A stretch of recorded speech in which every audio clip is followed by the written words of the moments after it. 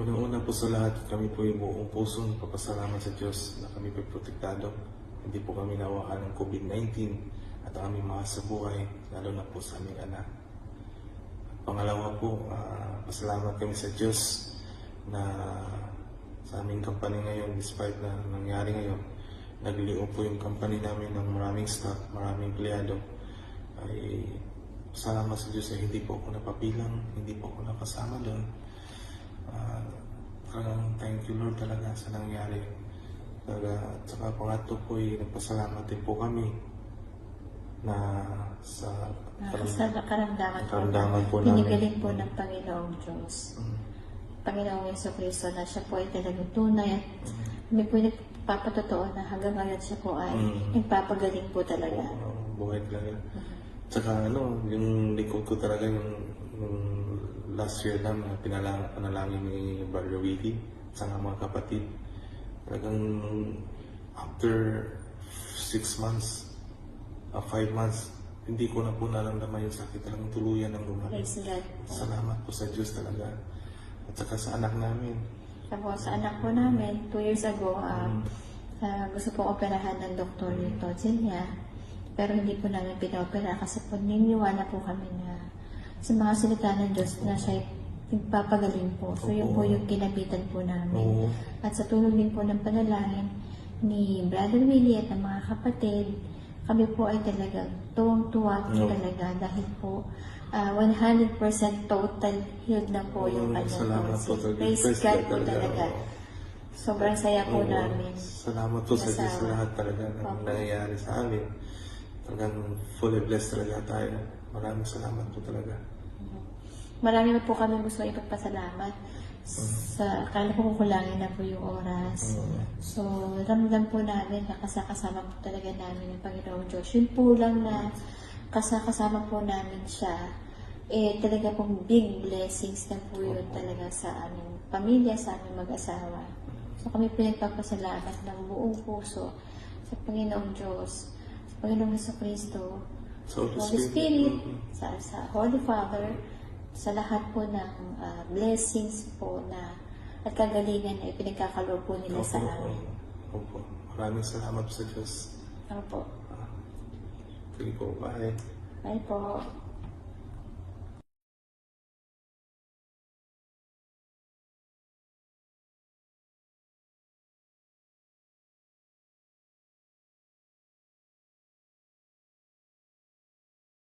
Hinahanap mo ba ang isang makabuluhang usapan tungkol sa pananampalataya at mga issue sa lipunan? Tara na sa Talakayan at Kwentuhan with Brother Willie Santiago. Isang natatanging programa kung saan tinatalakay ang mga kasalukuyang issue, panlipunang usapin at mga bagay tungkol sa pananampalataya. Live tuwing Martes at Huwebes, 9:30 hanggang 10:30 ng gabi sa Facebook at YouTube. No topic too heavy, no question too small. Mula sa balita hanggang sa Biblia, sabay-sabay nating unawain. Kaya iset nyo na ang inyong alarm at samahan kami sa Talakayan. Talakayan at Kwentuhan with Brother Willie Santiago. Live sa Facebook at YouTube.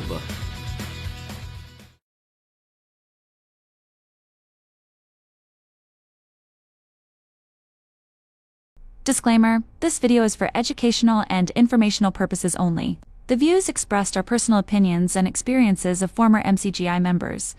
We do not intend to defame or attack any group, belief system, or individual.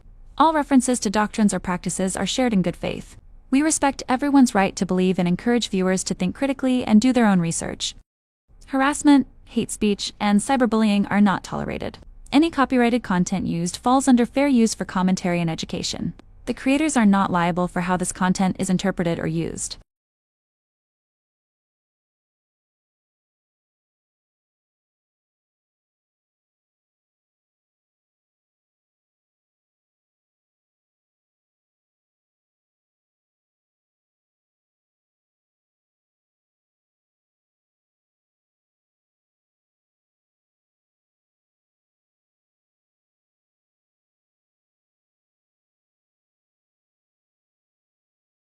Magandang gabi po sa lahat ng ating mga kapatid, sa lahat ng ating mga ka-Bible study dito po sa ating programa, ang Mabuting Daan Worldwide Bible Study, sa ating segment, Talakayan at Kwentuhan with Brother Willie Santiago.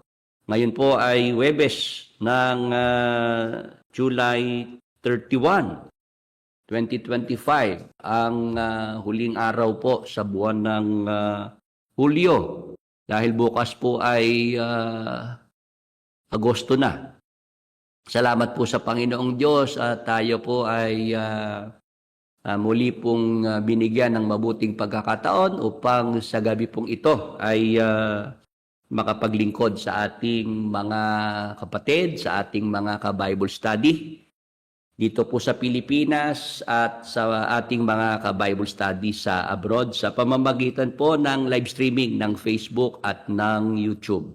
At atin po ngayong wine-welcome na sa ating programa ang ating mga ka-Bible study sa Facebook at YouTube. Pero bago po yan natin i-mention, i-acknowledge ang mga nasa Facebook, nasa YouTube, papasukin na po agad natin si Brother Edwin Santiago para makasama po natin dito po sa ating paglilingkod ngayong gabi. Brother Edwin, magandang gabi. Magandang gabi sa iyo, Brother Willie. Magandang gabi po sa lahat ng ating mga giliw na taga-subaybay ng Talakayan at Kwentuhan with Brother Willie. Salamat po sa Panginoong Diyos ngayong gabi. Tayo po ay muling magkakasama. Brother Willie. Ayan, at atin pong wine-welcome na ang ating mga kasama sa Facebook at YouTube. Sa Facebook Live, ang ating mga ka-Bible study, 6 ang nakaregister. At sa YouTube Live, 25 ang nakaregister. Salamat po sa ating mga palagiang nakakasama sa ating programa. Ito po'y tuwing Martes at Huwebes, alas 9 po ng gabi ang umpisa. At kapag ka naman po Linggo, alas 9 ng umaga po ang umpisa po ng ating Bible study. Brother Edwin, may mga nagpapa-shoutout. Ikaw na nga ang mag-shoutout dito sa mga nagpapa-shoutout. Sige po, Brother Willie. Batiin po natin si Francisco Kagandahan. Brother Willie, magandang gabi po. Accept ako sa live nyo. Thanks po. Kagiling naman po kay Ninita Chua. Magandang gabi po. Terminator, I'm here again. Always present. Pa-shoutout po muli. Salamat. Kay Brother Ray Chua. Kapayapaan po sa lahat. Kapayapaan din, Brother Ray. At sa Facebook naman po ay nakikinig si Brother Jerry Mahinay from Tresec Martires, Cavite. Brother Jerry Liboon. Magandang gabi po. At kay Guada Veranyo Malonzo na ating pong kapitbahay. Magandang gabi. Yun lang po, Brother Willie. Ayan, salamat naman. Shoutout. Salamat naman si Guada, nagiging suki na ng ating programa, Yes, naway magpatuloy siya ng pakikinig, Brother Willie. Oo, naalala ko noong tayo nakatira pa doon sa Sabang, sa Merio Vista. Kalaro ko lang nung araw yan Yes. at yung kanyang kapatid na yung ate niya si Weng Weng, Yes. Yun ang aking kasabayan Yun ang kaedad ko si Weng Weng. Kumusta kay Ate Weng Weng mo kay Guada? Paabot niya yung aking pangungumusta. Brother Edwin. Yes, Brother Willie. Oo, itong si Francisco Kagandahan, sabi niya, Brad Will, magandang gabi po. Pa-accept po ako sa mga live nyo. Thanks po. Mag-subscribe po kayo sa ating Facebook page or YouTube channel para po palagi po kayong mabigyan ng notification pagka meron tayong mga live streaming. Meron tayong mga bagong upload na video. Sa mga bago pa lamang po sa ating programa, yung ating Facebook page, ang Mabuting Daan Worldwide Bible Study, at yung ating YouTube channel, Brother Willie Santiago, at yung ang Mabuting Daan Worldwide Bible Study. Sa YouTube, meron din po tayong ganong YouTube channel. Paki-subscribe nyo po I-like nyo po and share ang mga videos para palagi po kayong mabibigyan ng notification para lagi kayong updated pagka tayo po ay mayroong ganitong mga live na Bible study. Okay, tayo ay mag-umpisa na, Brother Edwin. Yes, Brother Willie. Ituloy natin itong ating inumpisahan noong nakaraang Martes ng gabi na topic series na ito, Brother Edwin. Yes, Brother Willie, dahil pangalawang gabi na natin ito ngayon, natatalakayin sa tulong at awa ng Panginoong Diyos. Ano nga yung pamagat ng ating paksa? Natatakpan yung aking monitor dito eh. Ang Diyos ba ang nagbibigay ng sakit? Part 2, Brother Willie. Part 2 na ang ating magiging pagtalakay ngayong gabi. Bakit ba natin ito, Brother Edwin, ginawang topic series? Kasi nga, merong ipinadala sa atin yung isa nating ka-Bible study. May naging pagtuturo si KDR sa MCGI. At Yes, Brother Willie. sinasabi nitong nag-share na ito, Vanji Burgos, Merila, malalim daw pala yung kahulugan ng Deuteronomio 32:39. Dahil may tanong daw si KDR dito, sino nagbibigay ng sakit? Sino ang nagpapagaling? Sino ang sumusugat? Sino ang pumapatay? Sino ang bumubuhay? Isa ang sagot, ang Diyos. Tumingin ka lang sa paligid mo, maraming mga bagay ang magpapaalaala na mga kabutihan ng Diyos. Hindi mo makakalimutang may Diyos. Ayan, Deuteronomio 32:39. Ngayon, Brother Edwin, Yes, Brother Willie. ano natatandaan mo? Kumbaga mag-recap ka parang si Josel. Kaya mo ba yung ginagawa ni Josel na pag nag-recap, wag mo lang gagayahin yung talagang kasi maraming nauumay, nasusuya sa ginagawa ni Josel eh. Dahil paulit-ulit, Brother Willie. Pinapahaba lang Pinapahaba lang. Yes, Brother Willie. Ano natatandaan mo dyan sa kung paano natin yung talata na yan ay ating ipinaglingkod at naliwanagan ng mga nakinig sa atin noong nakaraang Martes ng gabi, Brother Edwin. Ano natatandaan mo dyan? Base po sa aking natatandaan, Brother Willie, at sa ating ginawang pagtalakay noong nakaraang Martes, ito pong Deuteronomio 32:39. Ito po ay para sa mga Israel, Brother Willie. At saka, ito po ay kumbaga sa ating saligang batas, Brother Willie, itong Deuteronomio 32:39, ang nakasulat dyan, yan po yung 1973 Old Constitution, Brother Willie. Kasi po, ang umiiral na batas sa atin ngayon ay noong una, 1973 na Old Constitution, but pagdating po ng 1983, yung pong new constitution. Kasi po may 87. pagkakaiba. Ay, 87 pala, sorry, 87. May pagkakaiba 87. po kasi yun. Oo. Ganun nga po, Brother Willie, ang naging pagtalakay natin nung nakaraan, na itong Deuteronomio, sana mababasa mo yan sa lumang tipan. Oo, pero pagdating sa bagong tipan, wala kang mababasa na kagaya ng ganitong verse, Brother Willie. Oo, ang punto natin dito, mga Bible study, si KDR, kumbaga, ay 2025 na. Pero Yes. ang binabasa pa niya, Brother Edwin,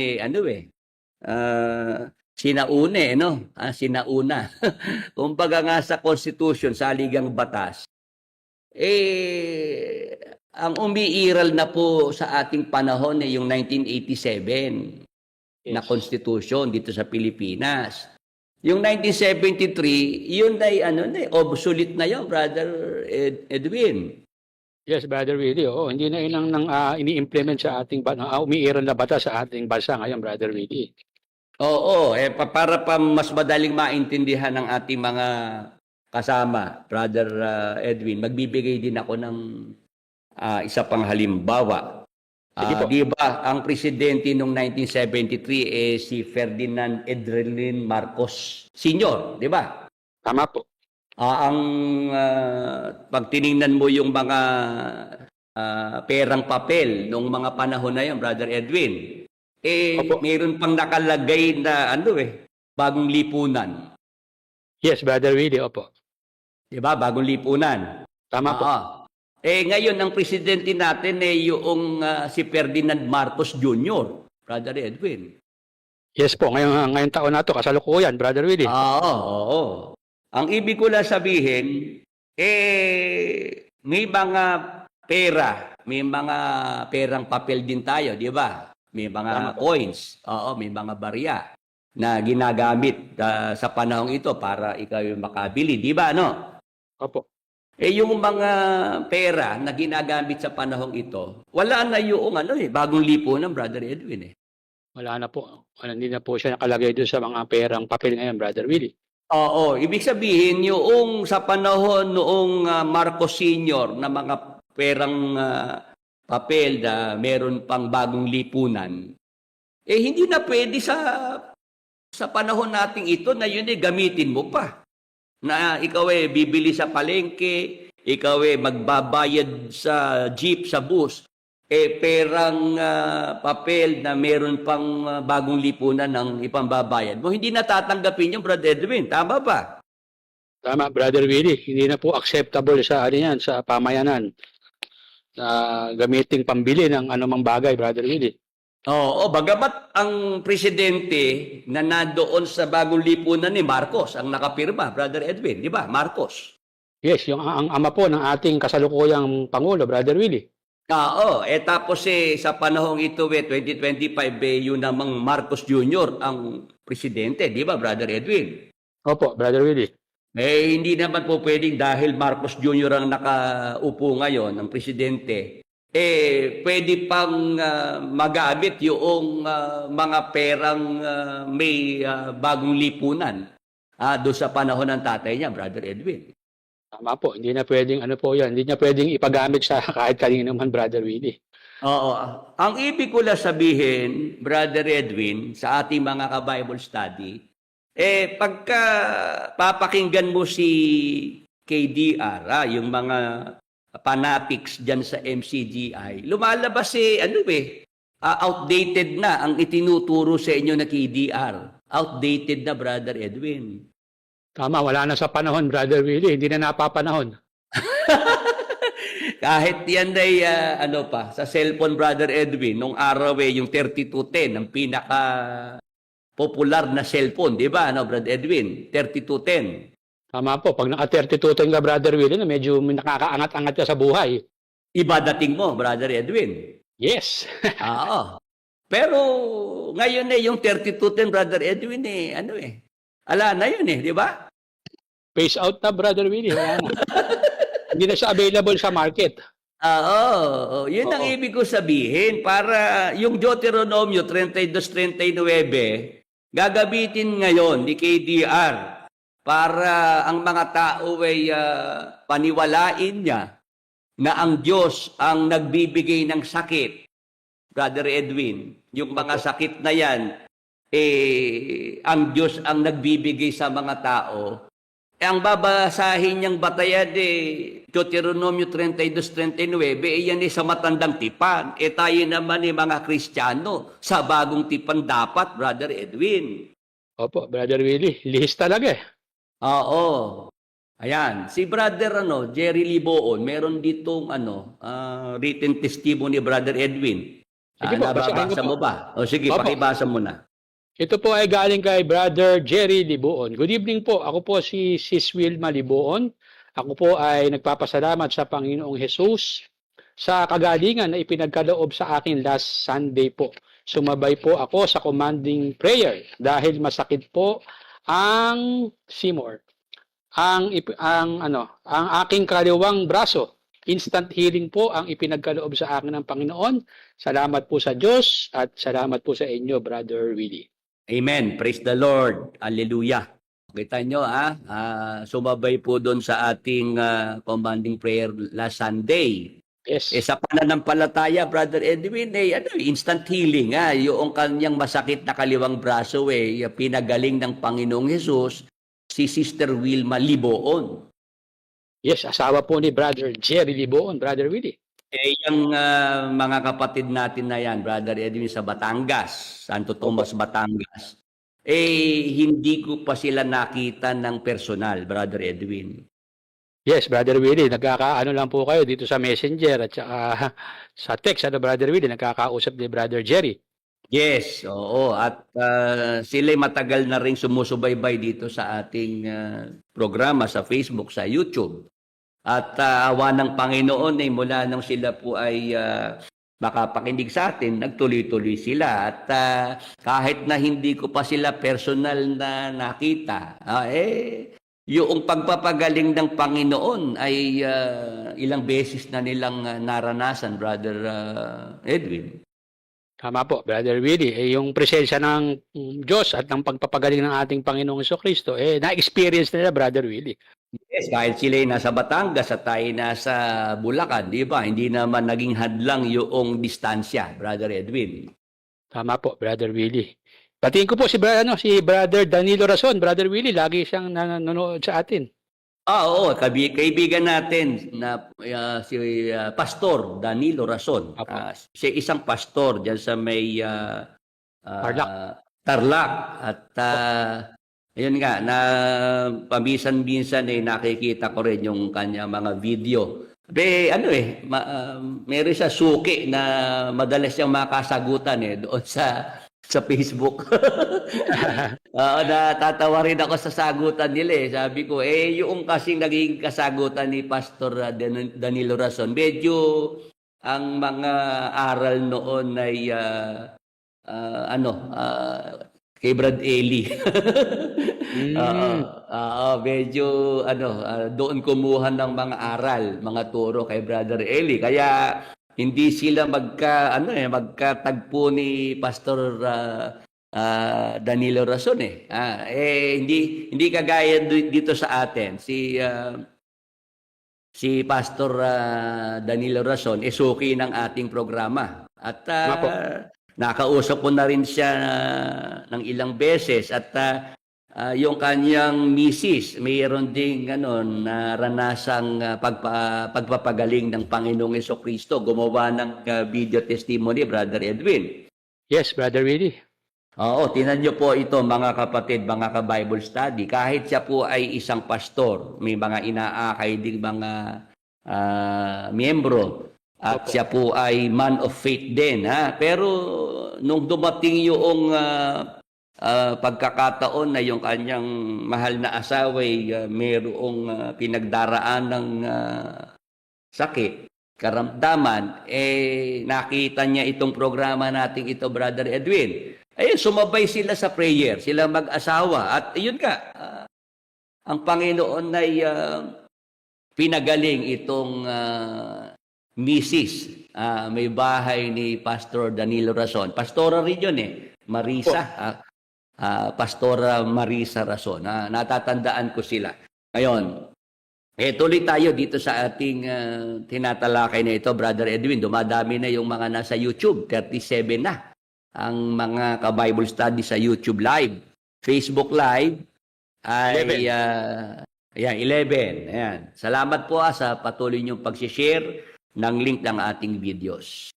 Tayo ay magpatuloy, Brad Edwin, at patunayan pa natin sa pamamagitan ng mga nakasulat na mga salita ng Diyos sa Biblia na kapag ang ating magiging paksa ay tungkol sa mga sakit, mga karamdaman, hindi naman ang Diyos ang nagbibigay ng mga sakit at mga karamdaman sa mga tao. Tayo po'y nasa panahon ng bagong tipan. Tayo po'y nasa panahon ng mga Kristiyano. Kaya dapat, pag binabasa natin ng Biblia, mga kapatid, mga ka-Bible study, dapat ang focus natin di sa bagong tipan. Amen. Amen, amen. Si Pastor Danilo Rason, Brother Edwin, baka pwede nating matanong kung siya isang ayon dun sa sinasabi natin na bilang mga Kristiyano sa panahong ito, nasasakop tayo sa panahon ng bagong tipan. Kaya pag binabasa natin ng Biblia, ang Bible, dapat dito tayo nakafocus sa bagong tipan, sa mga aklat ng bagong tipan. Ang mga aklat ng bagong tipan, Brother Edwin, Opo. 27 books. 27 books. Yes, Brother Willie. Yung Old Testament books ay 39. Brother Edwin. Kaya ang total ay 66 books. Yes, tama po. Pag gusto talaga nating maging maayos ang ating pagkatuto sa mga nakasulat na mga salita ng Diyos sa Biblia, dapat dito po tayo sa bagong tipan, sa mga aklat ng bagong tipan. Kasi tayo nga po yung mga Kristiyano. Yung mga aklat ng matandang tipan, yan po ang kinauukulan yan ang bansang Israel, ang mga lahing Israelita. Brother Edwin. Tama po. Kumbaga sa Brother Willie, pagka ang binasa mo ay yung lumang tipan, hindi applicable sa mga Kristiyano yan. Oo nga, 'di ba? Kaya nga 'di ba sinasabi ko si Brad Eli, pagka ikaw lang talagang gagamitan mo lang talaga ng kahit konting talino lang, Brother Edwin, hindi naman kailangan marami, konti lang. Tama po. Mahalata mo agad na hindi nga consistent yung mga tinuturo ni Brad Eli Tama, Brother Willie. Kasi nandiyan naman yung mga videos. Tinatanong si Brad Eli, Brad Eli, yun ho bang nakasulat na magpalaanakin at magpakarami? Yan ho ba ay dapat pa ho bang yan ay gawin, yung magpakarami, magpalaanakin? Sabi ni Brad Eli, yan kaysa matandang tipan yan. Ano pa kang magpakarami, magpalaanakin? Ngayon tayo nga, sobra-sobra na nga tayo ang populasyon natin. Di ba, Brad Edwin? Tama, overpopulated na nga tayo, Brother Willie. Yan kay sinabi doon sa panahon ng matandang tipan kay Eva at Adan. Kasi dadalawa pa lang ang tao noon. Tapos noon ngang dumami na ang mga tao at naging masasama, nilipol ng Diyos sa pamamagitan ng baha. Natira itong 8, si Noe, yung pamilya niya. Sila yung sinabihan ng Diyos na magpakarami, magpalaanakin, yung si Noe at ang kanyang pamilya, Brother Edwin. Yes, Brother Willie. Brother Willie, sumagot si Pastor Danilo Rason. Panahon na tayo ng bagong tipan. Salamat po. Amen. Pastor. Salamat at si Pastor Danny Rason sumasang-ayon sa atin. Yun naman ang ating nararamdaman, Brother Edwin, di ba? Sabi ko nga, para ang isang pastor ay magbigay din ng kanyang oras para tayo ay panoorin, Opo. Malaki sa atin yung Brother Edwin. Kumbaga, meron tayong nararamdaman na nasisiyahan din ang ating kalooban. Yes, na tayo po ay pinapakinggan ng isang pastor, Brother Willie. Oo, at mas may edad sa akin si Pastor Danny Rason, Brother Edwin. Tama po, tama po. Oo, mas may edad siya sa akin. Salamat naman na merong ganitong pastor na bukas ang isip, Brother Edwin, Opo, Brother Willie. Oo, kahit mas may edad sa akin, handa siyang makinig at matuto rin nung ating mga sineshare dito sa ating programa. Opo. Oo, at gayon din, di ba, may mga professional dyan na nakikinig sa atin. Nung nakaraan si attorney, di ba, nandyan, attorney Lingad. Opo. Nakakatuwa din naman na malaman mo na mayroong ganoong attorney na matalinong tao, nakikinig dito sa ating programa, Brother Edwin. Yes, meron din pong nakikinig na doktor, Brother Willie. Oo nga, yan. Oo, di ba? Meron din ako mga classmate na doktor na nakakasama natin, di ba? Opo. Yan. Kaya ang Diyos naman ang may gawa niyan, Brother Edwin. Eh. Ang Yes Diyos po. naman ang talagang nakikita natin na yung siya ang gumagawa. Yung mga tao na yan kaya dito napupunta sa ating programa, tinuturo ng Panginoon na sila dito manood at makinig, Brother Edwin. Amen. Ayan. Ngayon, tuloy tayo dito sa ating mga babasahing mga talata. Sige po. Papatunayan natin, Brother Edwin, na dahil ang Diyos nga ng mga Kristiyano, ang Diyos nating mga Kristiyano, hindi siya yung Diyos na kagaya noong pinapakilala ni KDR sa mga nasa MCGI na ang Diyos ang nagbibigay ng sakit, karamdaman sa mga tao, Brother Edwin, sa mga nasa MCGI. Tinatanggap nila na kung sila nagkakasakit, ang Diyos ang may gawa noon. Ang Diyos ang pinanggalingan ng kanilang mga sakit, ng kanilang mga karamdaman, Brother Edwin. Tama, Brother Willie. Parang Brother Willie, wala na rin silang iniwan dun sa mga ibang Katoliko, Brother Willie. Na? Di ba, yung mga ibang Katoliko, pagka sila merong dumating na matinding pagsubok sa kanilang buhay, sasabihin Diyos ko, bakit naman po sa akin yung paibinigay yung ganitong pagsubok, Brother Willie? Oo nga, Brother Edwin. Diba? Oo, lalo yung mga, yung merong mga pinagdaan ng mga kalamidad, di ba, Opo.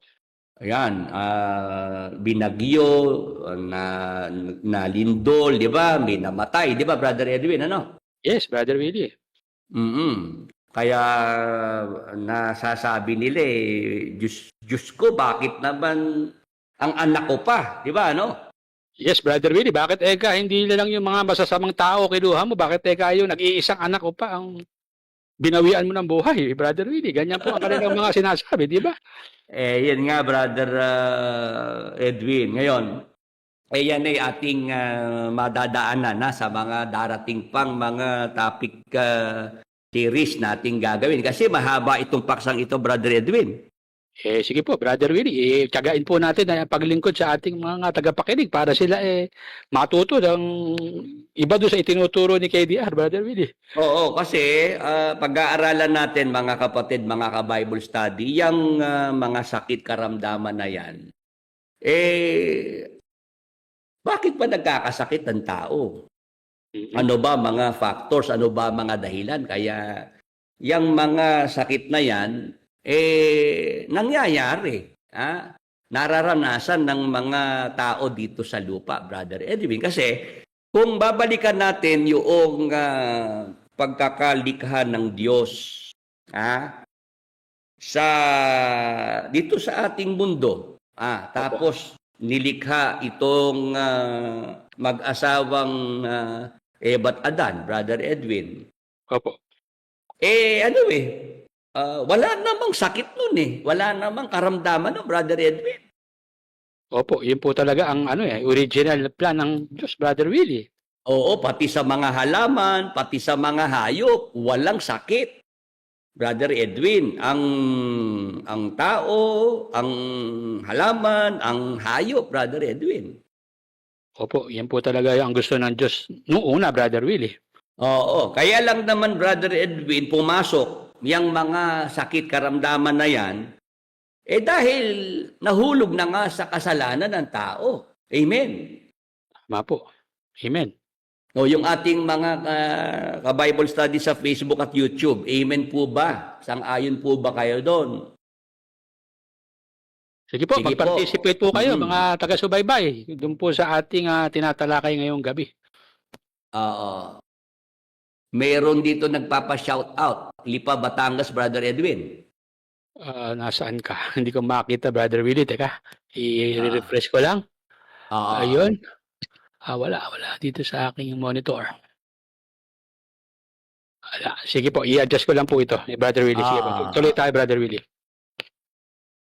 Ayan. Ang ibig ko sabihin, noong likhain ng Diyos, ang mundo, perpekto ang mundo, perpekto din ang narito, ang tao, ang lahat narito, perpekto pa, ang mga hayop, ang mga halaman. Walang sakit na umiiral noon. Walang karamdaman nung mga panahon na yan, Brother Edwin. Opo. Pumasok lamang po yung mga sakit karamdaman na yan dahil sa pagkakasala ng tao.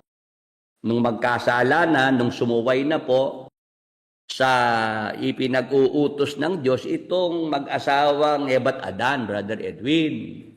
Diyan po dumaan yung mga sakit na yan, Brother Willie. Diyan na nakapasok. Yes, yung pumasok na yung sumpa ng mga sakit at mga karamdaman, pumasok ang sumpa ng kamatayan. Kasi yung mga sakit karamdaman na yan, Brother Edwin, papunta yan sa kamatayan. Tama, Brother Willie. Kaya paanong magiging ng mga tagapagturo, magiging aral nila na ipapalaganap na sa Diyos nang gagaling yung mga sakit karamdaman na yan. Wala nga sa original na plano ng Diyos yan, Brother Edwin. Tamang hapo. Ang orihan na plano ng Diyos, Brother Willie, ang tao, walang sakit. Hindi, walang kamatayan Di ba? Yun ang kanyang gusto Oo, kasi nga, Brother Edwin, kasi ang kalooban ng Diyos na gusto niyang mangyari dito sa lupa, yung kalooban niya sa langit, Brother Edwin. Tama po. Sabi nga ni Attorney Lingan, doon daw siya napahinto Oo, napahinto ako, Brad Willie, nung madinig ko yung sinabi mo na yon na kung paano sa langit. Gayon din naman sa lupa, Brother Edwin. Yung kalooban sa langit ng Diyos, yun din ang mangyaring kalooban ng Diyos dito sa lupa. Yes, kasi kaya nga naparito si Jesus Christ, Brother Willie, para siya ay magbigay ng buhay na ganap at masagana, di ba? Oo, di ba, sabi ko sa langit nga ako, wala namang may sakit doon. Wala naman dong lulugulugo, Brother Edwin. Walang dumadaing ng siya may rayuma, di ba, Brother Edwin? Tama, walang merong may diabetes doon, walang may cancer doon, Brother Willie. Oo. Kaya si Atty. sabi niya natigilan ni Eka ako, Brad Willie, nung marinig ko yung sinabi mo na yun Kasi hindi ko narinig kay Brad Eli yun. Oo, kasi bago sa pandinig niya yung Brother Willie.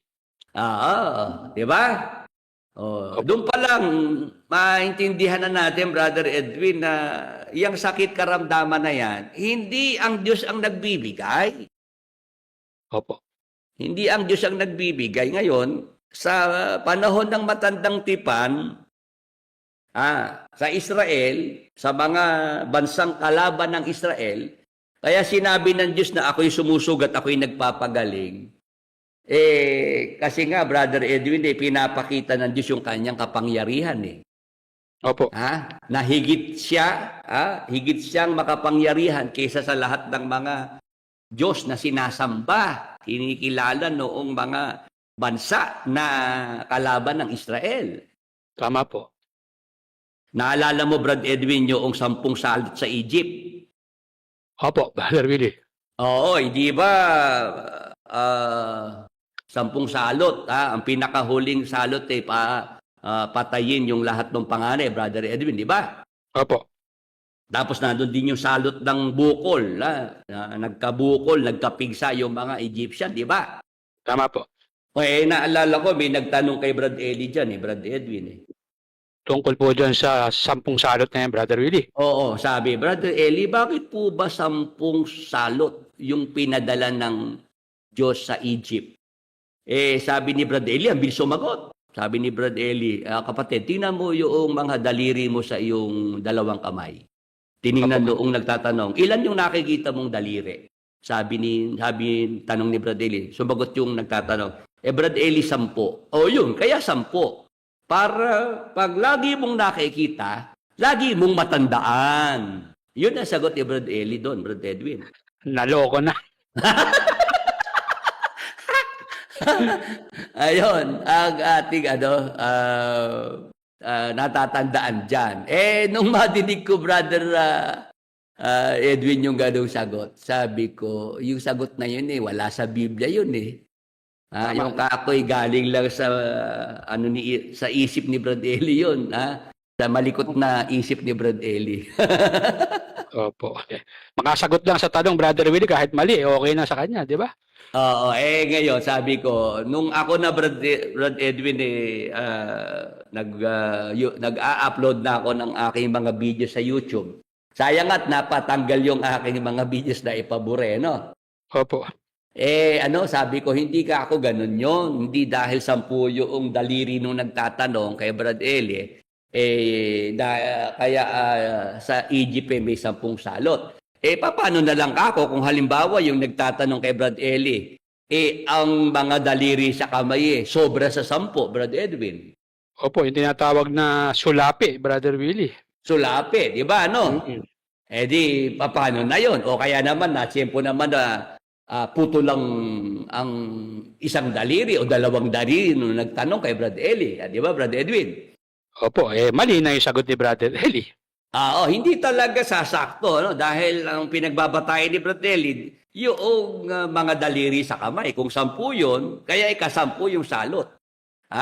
Para daw, pag laging nakikita, lagi mo matandaan. Nung ako'y sumagot, Brother Edwin, simple lang ang sagot ko Ano po ba yung sagot nyo na yan, Brother Willie, na simple lang? Nasa Biblia, sabi ko, kaya ako may 10 salot na pinadala ang Panginoong Diyos ng Israel sa Ehipto, kasi kako, meron kasi kakong mga Diyos-Diyosan itong mga Egyptian, Brother Edwin. Opo.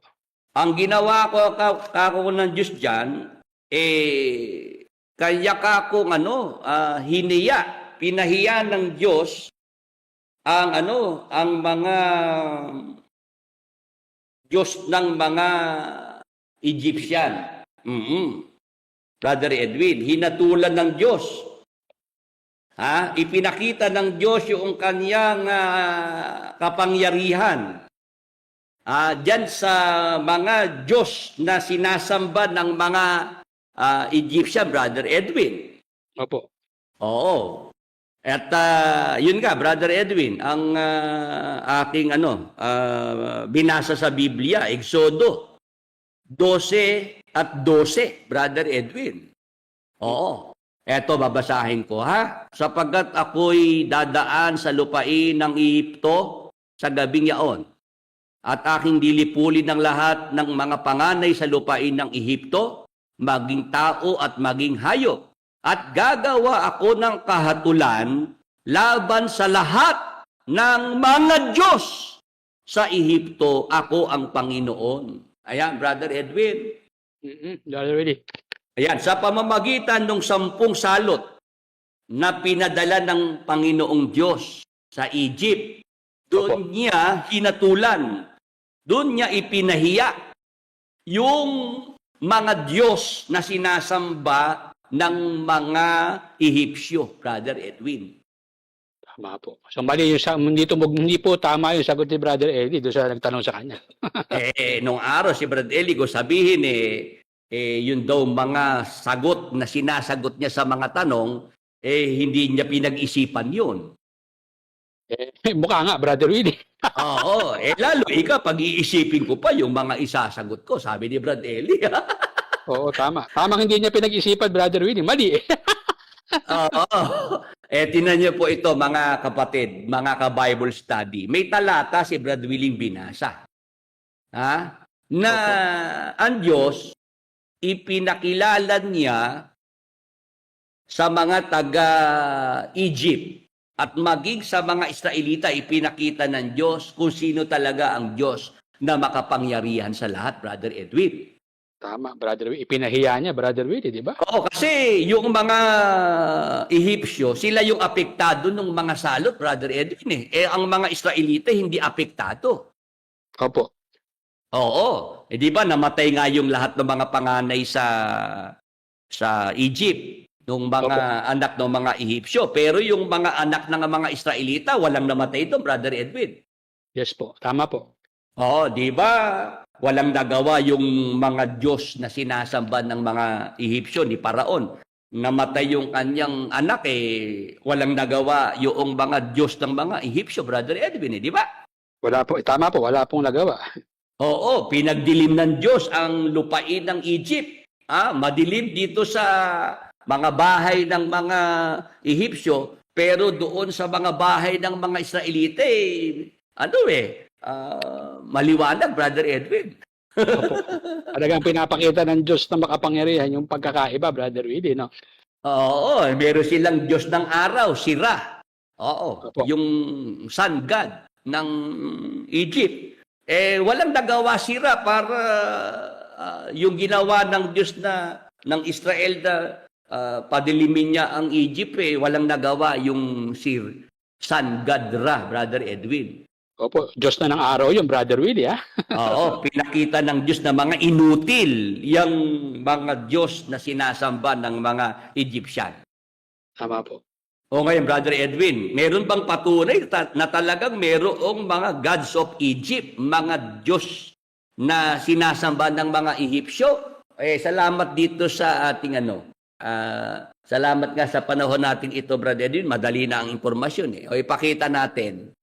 Ayan, yung 10 salot, Brother Opo. Edwin, na nangyari sa Egypt. Ayan. Nandyan po yung mga pangalan noong mga Diyos ng mga Egyptian, Brother Edwin. Di ko na babasahin, ha? Opo, mahaba. Ayan.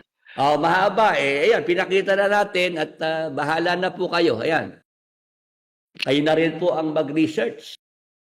Kaya nga, Brother Edwin, yung mga ayaw maniwala sa Biblia. Opo. Ayan. Hindi nyo ba tatanggapin itong ibinibigay na impormasyong ito na itong ang mga Egyptian, merong mga idols. Meron silang mga Diyos-Diyosan na sinasamba, Brother Edwin, di ba? Mhm. O yan. Kung ano yung binasa natin sa Biblia, ito naman po ang impormasyong ibinibigay. Sa panahon natin ito, madali pong makakuha ng mga impormasyon. Brother Edwin, Opo.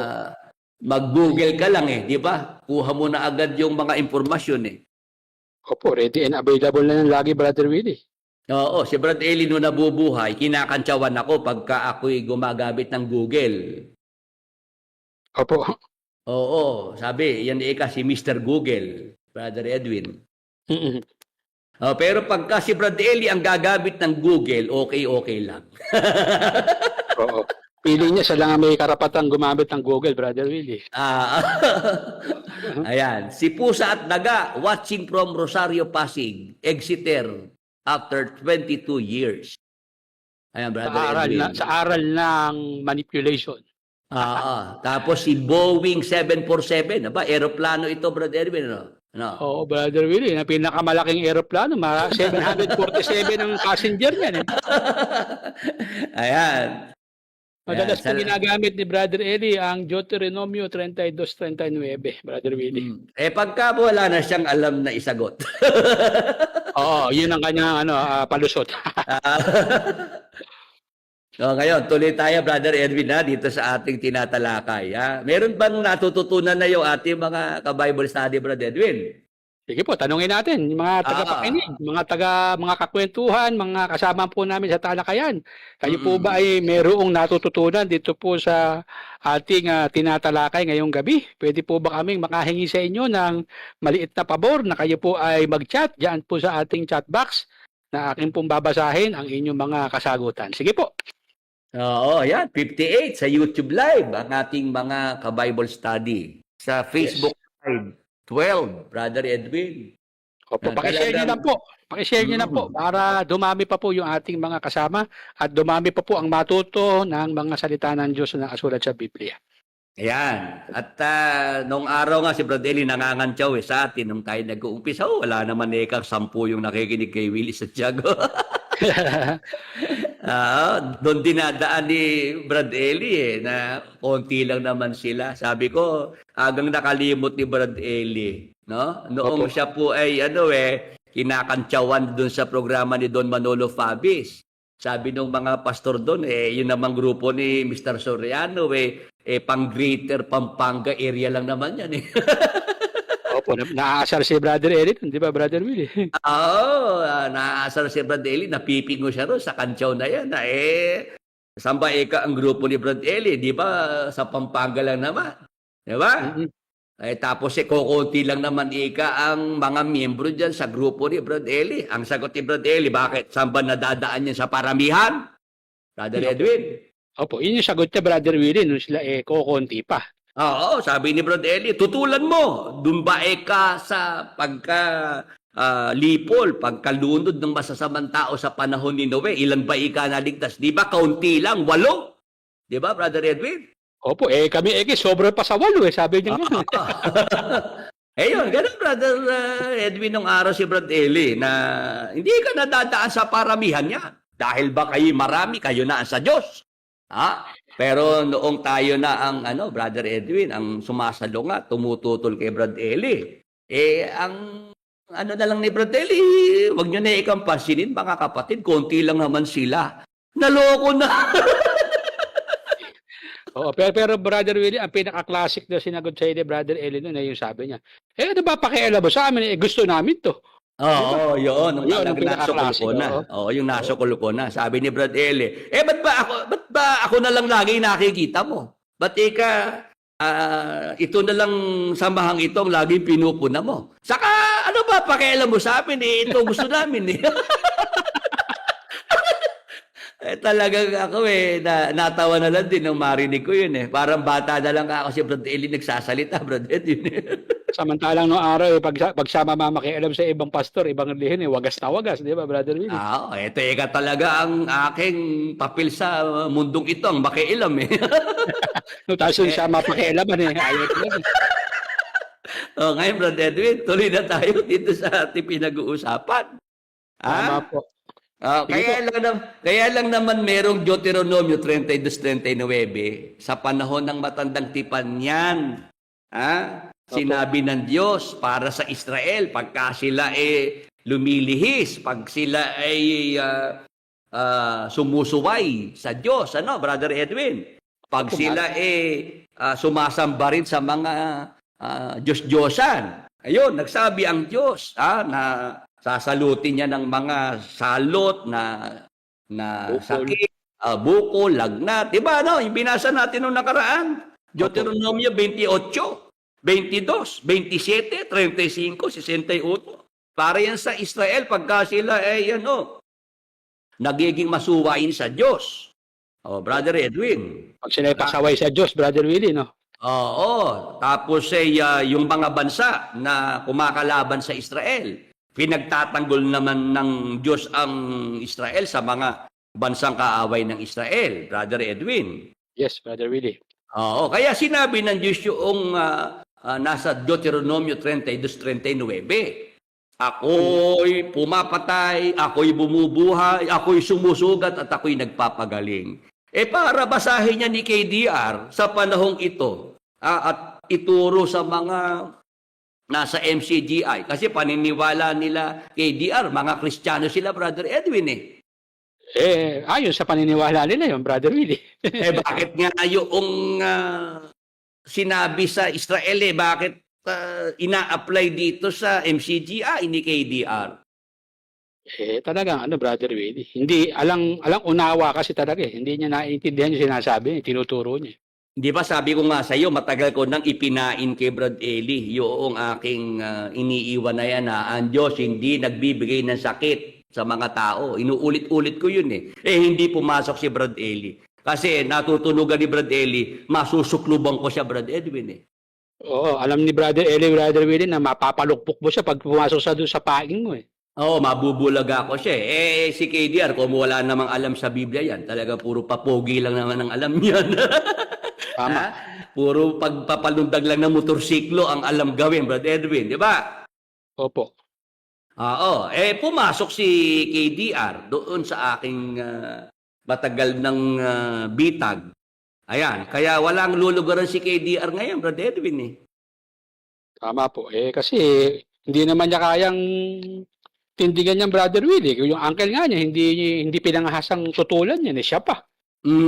Kaya yung mga miyembro matatalino lang talaga at gagamit ng isip. Lalayasan si KDR, aalis sa MCGI, mag-e-exit eh. Kasi hindi nila kayang patunayan yung kanilang tinuturo na yan na sa mga Kristiyano sa panahon ng bagong tipan, nagbibigay ang Diyos ng mga sakit, ng mga karamdaman.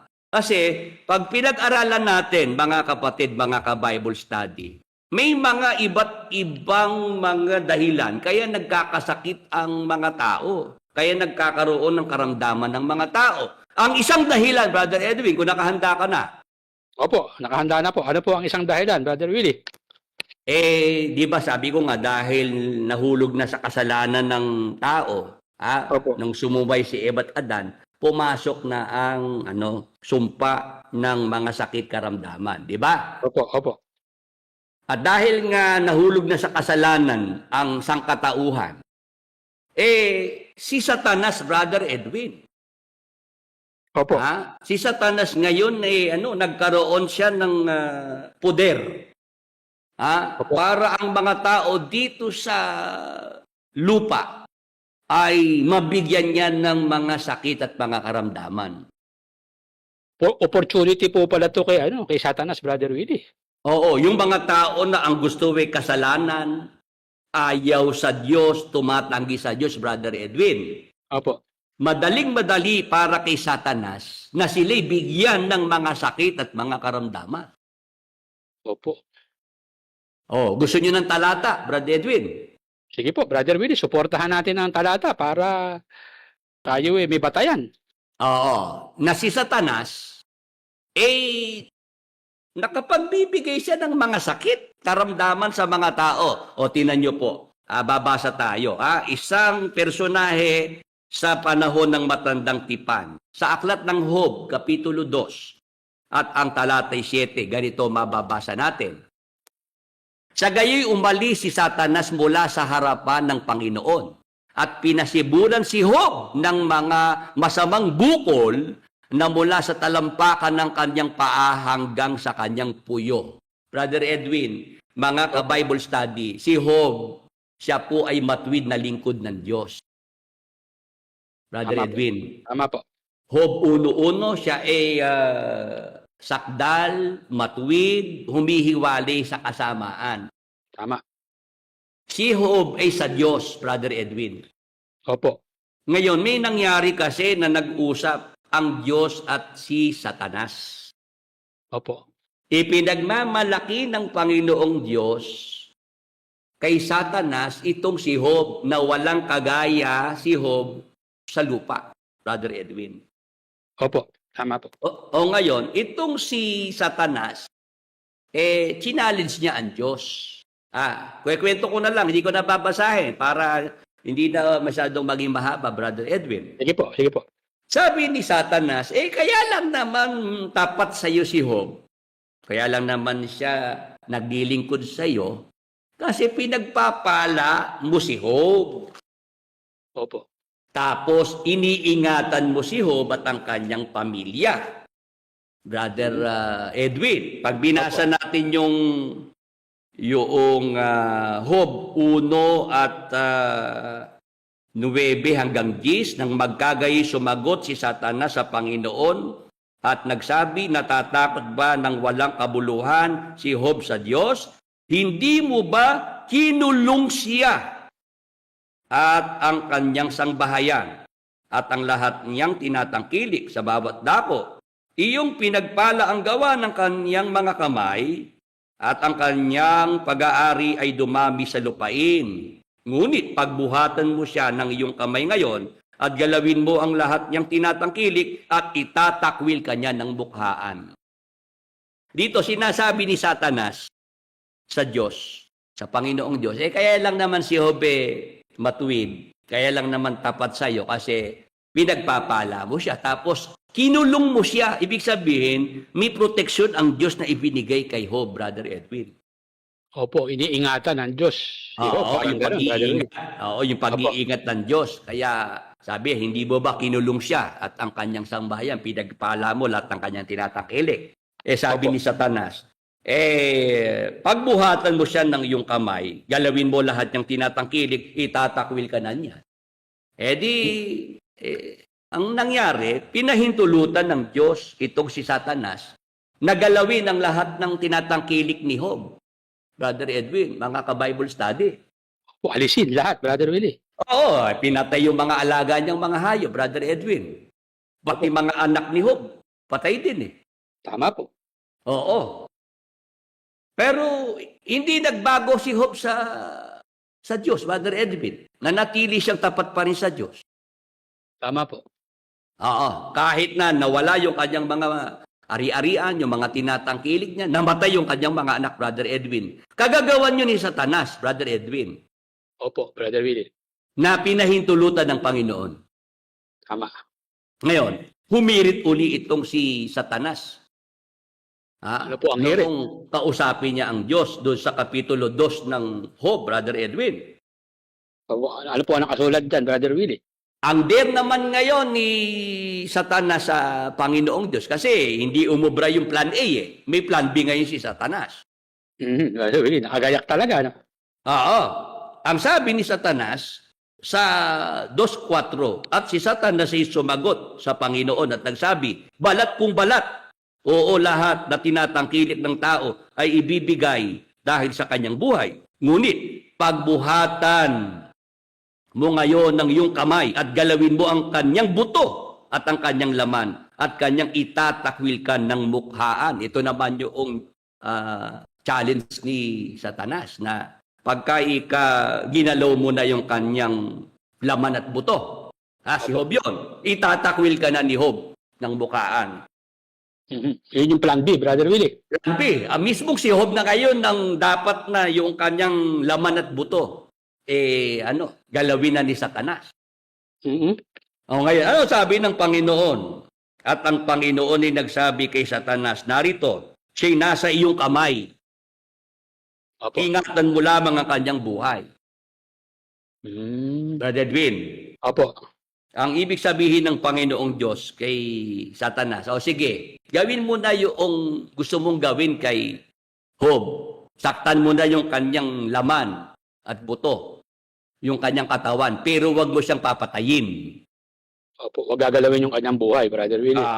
Sabi ng Panginoon, siya'y nasa iyong kamay. Opo. Ito pa lang si Job, naibigay pala kay Satanas, Brother Edwin. Parang kamukha mo pala, Brother Willie. Kaya ito binigyan ko ng pansin na si Job ay naibigay kay Satanas. Kasi, sabi ni Brad Eli, pag daw ibinigay ang tao kay Satanas, masamang tao yun, Brad Edwin. Ayon kay Brother Eli. Di ba yan ang ipinanakot ni Brad Eli? Ginamit niya para takutin ang mga miyembro sa MCGI para wag akong kausapin, Brad Edwin, wag makipag-ugnayan sa akin, iwasan ako pagka masasalubong ako sa daan, di ba? Tama po. Kasi pag daw ibinigay na kay Satanas, masamang tao yun at yun ay sa impyerno na yun, Brad Edwin. Opo. Gagaya nito, Brother Willie, si Job, naibigay din pala kay Satanas, pero hindi siya masamang tao. Di ba? Matuwid, sakdal, di ba? Si Job. Sama-sama. Oo.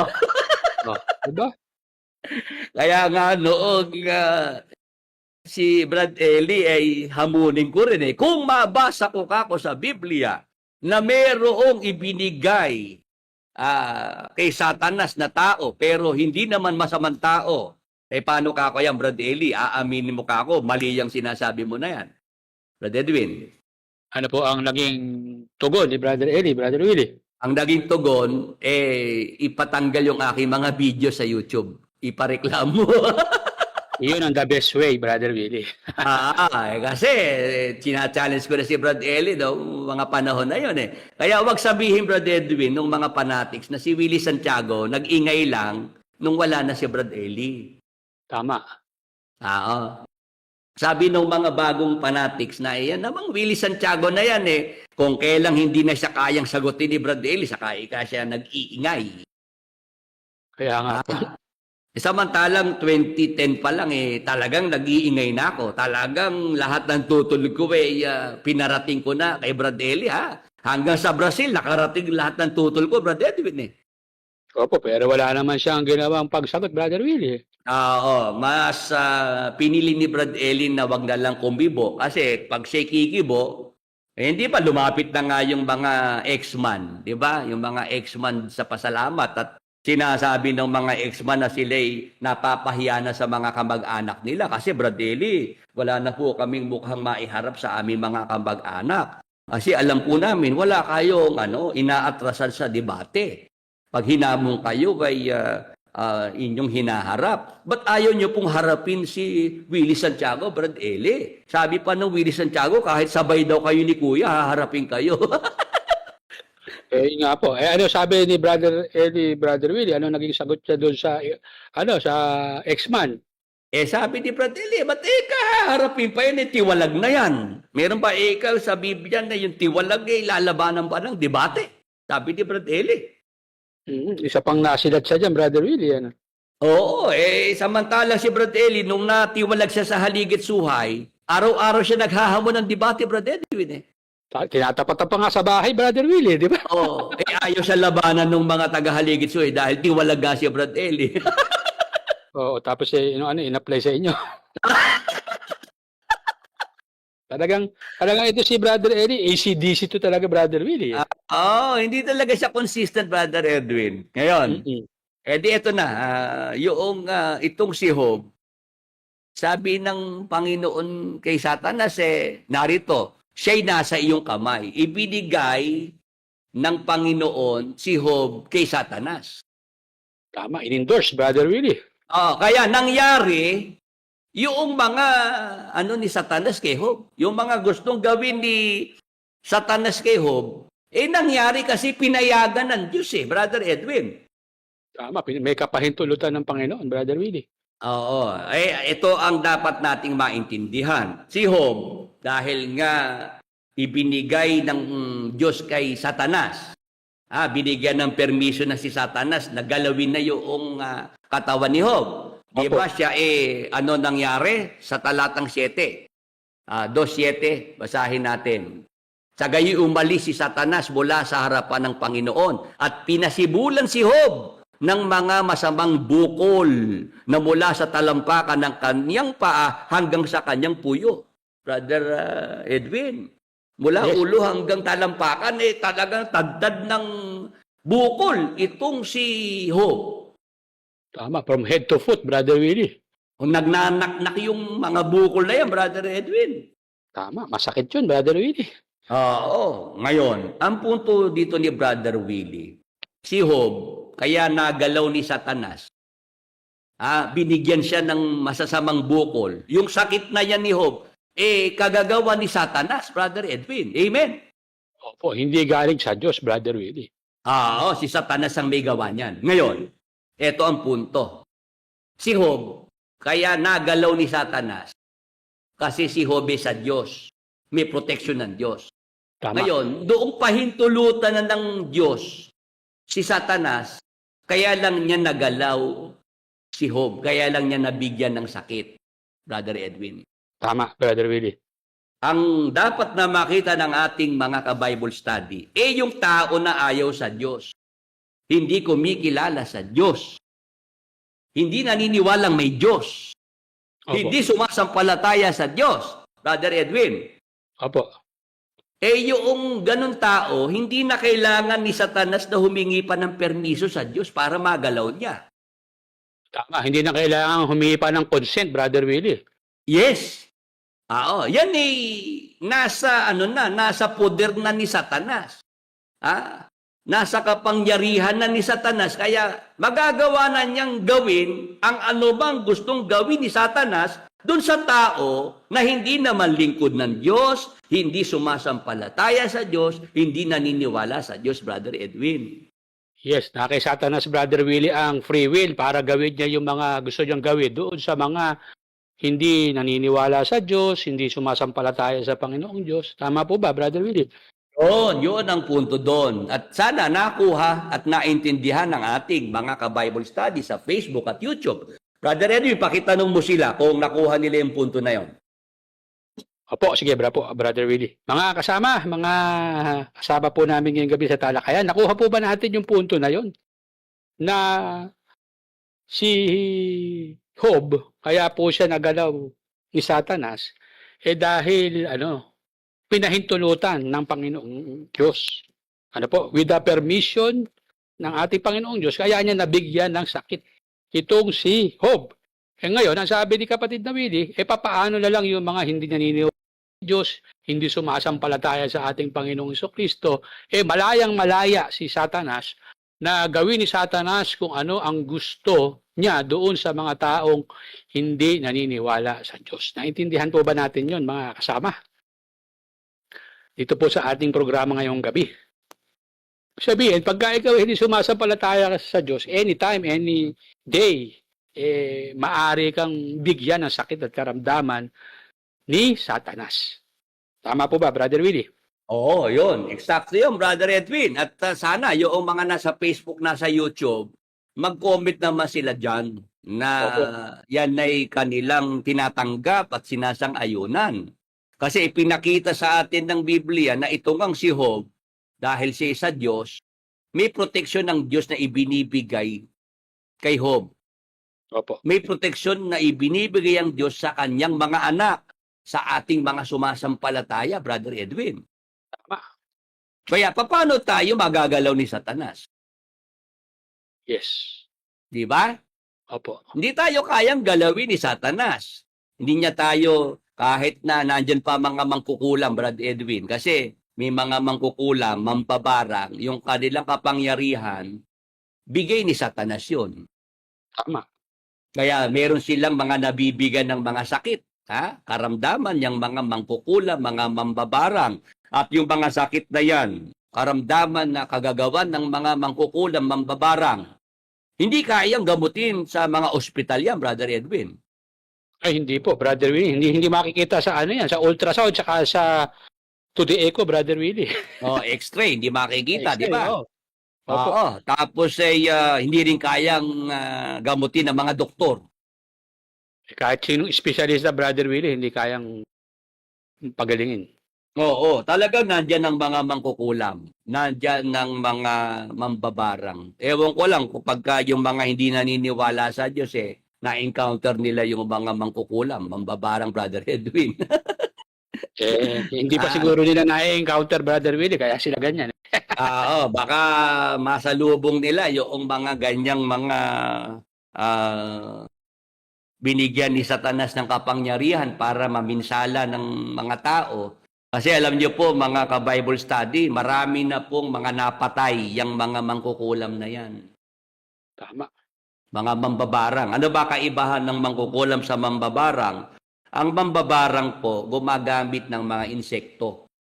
Insekto. Yan yung mga lumalabas sa katawan ng mga tao na biktima nila, Brother Edwin. Tama po. Lalabas yung mga ipis, uod, yun ang mga yun ang mga lumalabas sa langaw, yun. Ganun. Doon sa mga taong biniktima ng mga mambabarang. Tama, Brother Willie. Naalala ko yung pumasyal sa noon sa Roca, yung babae na taga Santa Rita. Oo. Diba, yung kanya sugat may lumalabas na ipis. Diba? Yun. Awa ng Panginoon, gumaling, di ba, Brother? Gumaling, oo. Tapos meron naman, mangkukulam naman. Yun naman yung gumagamit ng manika. Yung may karayom na, Brother Erin, na tinutusok yung manika. Oo, nakita ko sa Facebook yun Brother Edwin, ewan ko kung nagbibiro. Sabi noong nagpost sa Facebook, talaga bang hindi kayo magbabayad ng utang nyo sa akin? Mm-hmm. Nakaamban na yung karayom doon sa manika. Talagang pagka talaga ididiin na lang, Brother Willie. Yung palang inutangan mangkukulam, Brother Edwin. Tama. Di ba, Brother Willie, meron tayong isang kakilala na huwis ganyan na nangyari, di ba? Oo, yung kapitbahay niya may utang sa kanya. Nung pinapasigil niya doon sa anak Abi, ang nangyari, sinamaan ng pakiramdam yung kakilala nating huwes Brother Edwin Opo. Karato-rato niya, yung palang kapitbahay niya na may utang sa kanya, may kagagawa niya na ba? Oo, sabi ko rin kay Judge, alam nyo palang kayo kinulam, ba't hindi nyo husampahan ng kaso? Sabi kong ganon. Kay Ano sabi Judge. sa'yo? Ano sabi sa'yo, Eh, Brother Willie? Sabi sa akin ng Judge, alam mo, Brother Willie, sa kaso, ang kailangan may ebidensya. Tama.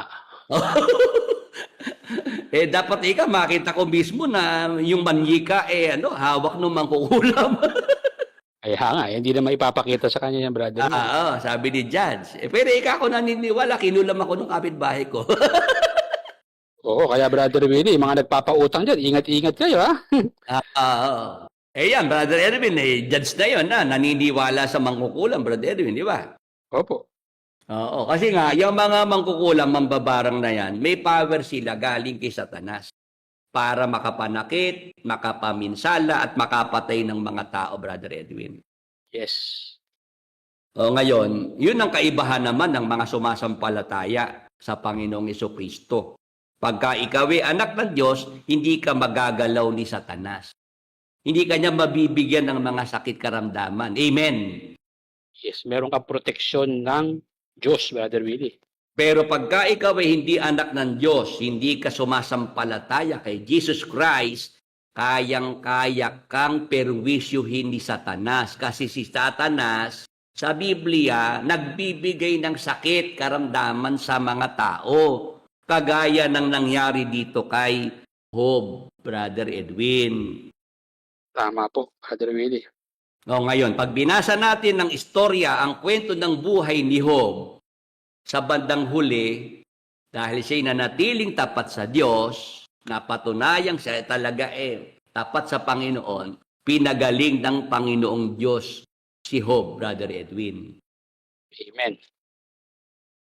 Yan ang dapat nating maintindihan. Kaya nga, Brother Edwin, yung tatlong kaibigan ni Job, si Elipas, si Sopar at Bildad, Brother Edwin, kaya nga ang Diyos nagalit dyan sa tatlo na yan, na para kay Brad Eli, mga kaaway ng Diyos yung tatlong kaibigan ni Job. Job 42:7 ang batayan ni Brad Eli, no? Ang aking poot ay nag-alab laban sa iyo at sa iyong dalawang kaibigan. Kay Elipas, 42:7 ng Job. At nangyari na pagkatapos na masalita ng Panginoon ang mga salitang ito kay Job, sinabi ng Panginoon kay Elipas na Temanita, ang aking poot ay nag-aalab laban sa iyo at laban sa iyong dalawang kaibigan, sapagkat hindi kayo nagsalita tungkol sa akin ng bagay na matwid na gaya ng ginawa ng aking lingkod na si Job. Para kay Brad Eli, yung tatlong kaibigan ni Job ay mga kaaway ng Diyos. Opo. Kaya nung magsalita itong si Elipas na ang dating daan ay nilakaran ng masasamang tao, sabi ni Brad Eli, hindi dapat paniwalaan si Elipas sapagkat siya kaaway ng Diyos. Lumalabas niyang Brother Willie, nung sinabi ni Elipas yan, yung tungkol sa dating daan, siya ang kaaway ni Eli Soriano. Ganito, Brother Edwin. Kaya nga sinasabi ko na mali yung turo ni Brad Eli na kaaway ng Diyos itong si Elipas, pati yung Bildad at Sopar. Mga kaibigan sila ni Job. Si Job ay sa Diyos. Paano namang si Job sa Diyos makikipagkaibigan sa mga kaaway ng Diyos? Naloko na. Brother Willie, naloko na talaga dahil maliwanag nun, lumalayo sa ba't ka naman didikit doon sa masama kung alam mong kaaway ng Diyos yun, di ba? Oo, humihiwalay sa kasamaan si Job, humihiwalay sa kasamaan tapos nakiparbarkada sa masasamang tao na kaaway ng Diyos. Naloko na! Kaya nga, talagang malolo ka dito sa turo ni Best na to Ngayon, ganito to, mga ka-Bible study, Brother Edwin. Kaya naman napuot ang Diyos dito kay Elipas at sa kanyang dalawa pang kaibigan. Kasi ganito, hindi sila nagsalita tungkol sa Diyos ng bagay na matwid. Ano ba sinabi ng mga kaibigan ni Job? Kasi nung mabalitaan nila na si Job ay may sakit, Brother Edwin, Opo. nagpuntahan yung tatlong kaibigan. ni Job. Opo. Ngayon, sa halip na si Job ay damayan, palakasin ng loob, Brother Edwin, Mhm. ang ginawa pa ng tatlong ito, pinagsalitaan pa si Job ng kung ano-ano. Ano po ang sinabi kay Job, Brother Willie? Sabi ng mga kaibigan ni Job, Job, kaya nangyayari sa iyo yan kasi masamang tao ka at ikaw ay lumalakad sa ang dating daan na nilakaran ng masasamang tao. Iyon po ang kanilang paratang kay Job, Brother Willie. Oo, at ang sabi pa nila, kaya ka nagkaganyan, kaya ka nagkasakit, kaya namatay lahat ng mga anak mo, nawala ang mga tinatangkilik mo, pinaparusahan ka ng Diyos. Yun ang masakit. Doon sila sumabit, Brother Willie. Yes, yan ang pagkakamali ng tatlong kaibigan ni Job. Mhm. Dinamay nila ang Diyos. Yung hindi kagagawa ng Diyos, ibinintang sa Diyos, Brother Willie. Yes, kaya nagalit ang Diyos. Kaya napuot ang Diyos dito sa tatlong ito na mga kaibigan ni Job. Yung pala yun, Brother Willie.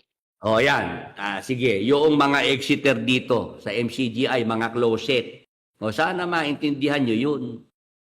Mali yung naging ni Brad Eli dito sa mga kaibigan ni Job na sila mga kaaway ng Diyos. Kaibigan nga sila ni Job eh. Tapos itong tatlong ito, sinabihan pa ng Diyos na pumunta kayo kay Job. Papanalangin niya kayo. Tapos kayo maghandog din ng mga hayop na susunugin. Brother Edwin, pag binasa pa yung mga sumunod na mga talata. Opo. Sinutusan maghandog, Brother Willie. Inutusan maghandog, mga kaaway pala ng Diyos yan. Kaya Di ba, nga, Brother Edwin? Wala sa logic eh. wala sa hulog pagka ganun, Brother Willie. Oo, Di ba? kaaway ng Diyos, uutusan pa niyang maghandog kayo sa akin. Sige. Saka ba't ipapanalangin pa, di ba? Oo, pumunta kayo kay Job nang maipanalangin niya kayo. Brother Edwin, wala sa ayos. Tama po. Kaya paano si Brother Edwin, the only sensible preacher in our time. Ganon si Brad Josel nung araw pagka pinapakilala si Brad Eli. The only! Ganon talaga. The only! Pinagdidiinan yung only sensible preacher in our time. Brother Eli Soriano. Diyan sila magaling, Brother Willie, sa mga hype eh. Yung nangha-hype, di ba?